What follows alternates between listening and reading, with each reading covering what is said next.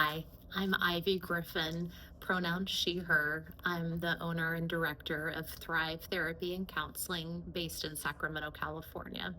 And I'm a highly sensitive person and a therapist, and I specialize in working with highly sensitive people who are struggling with anxiety. So today, I just want to talk about coping with our responsibilities when we're stressed out as highly sensitive people.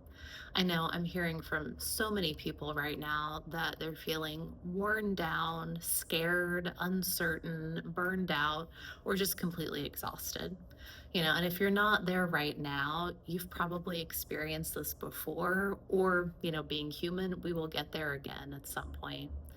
Yeah, as Hemingway wrote, the world breaks everyone.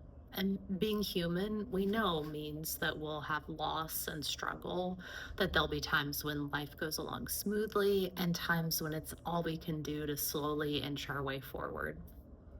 As highly sensitive people, or HSPs, who feel strong emotions by the very nature of our trait, and whose nervous systems pick up on the environment around us, we can be even more susceptible to stress and exhaustion.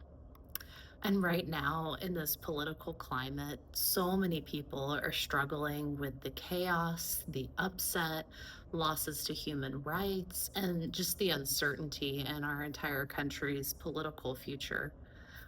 We're also carrying on with our day to day lives and responsibilities in the midst of this, and all the normal stresses that that brings.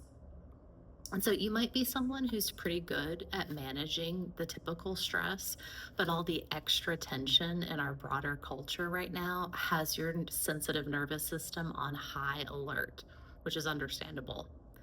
Or you might also be in a place where the day to day stress is just taking its toll on you.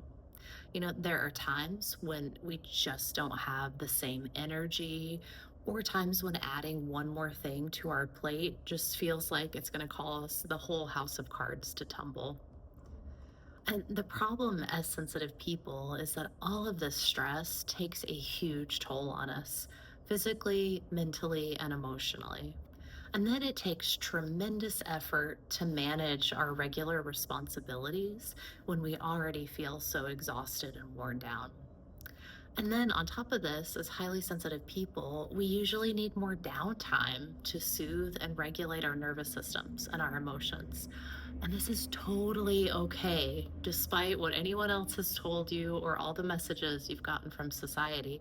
It's okay that you need more downtime. It really, truly is. We bring so many strengths to our world through our observations, our insight, our curiosity, our empathy, our reflections, and our ideas that needing more time for rest is just part of the trade off of this personality trait. So, if you're like me, the next question is always, well, what do I do? How can I get through this when I'm struggling and feeling worn out? One, I try to take more breaks if at all possible. This might look like time off from work, or a break from your responsibilities. And remembering that even a little bit of extra time helps. You don't have to take a month off to recover. This could just be taking a sick day and flopping on the couch for 8 hours on a Tuesday. Or maybe it looks more like asking your partner or your loved ones to watch the kids so you can have a bit of alone time. Again, remembering it doesn't have to be a huge break. It can even be like, I need to go to bed at 8 p.m. tonight, or I'm just going to sit in my car and breathe for 2 minutes before I run into the grocery store. Or I have going to sit on a park bench for 10 minutes during my lunch break and just let myself feel the sunshine and be.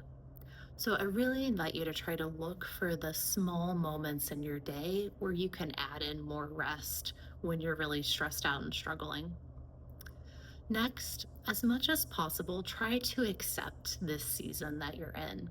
Now, accepting does not mean that you have to like it or that you have to agree with it, right? Just knowing that seasons come and go, there's a cycle, and that we all have ups and downs.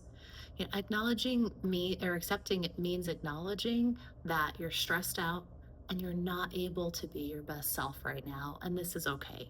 It's human. Yeah, so how can you ease up on yourself during this time? Maybe it's just a mental reframe of giving yourself permission to not be 100% at work because you just can't. The energy's not there.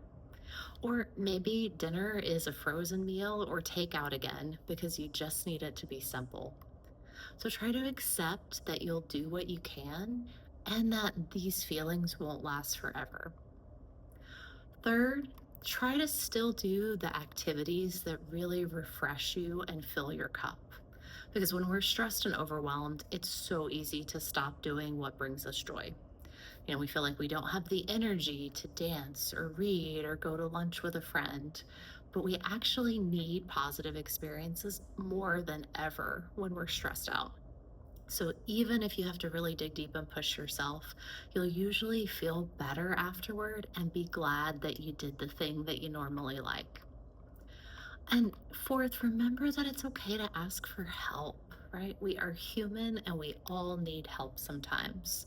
So, whether you reach out to your partner, a friend, a family member, or a therapist or coach, just know that it's okay to need support because we all do. And you don't have to go through this alone.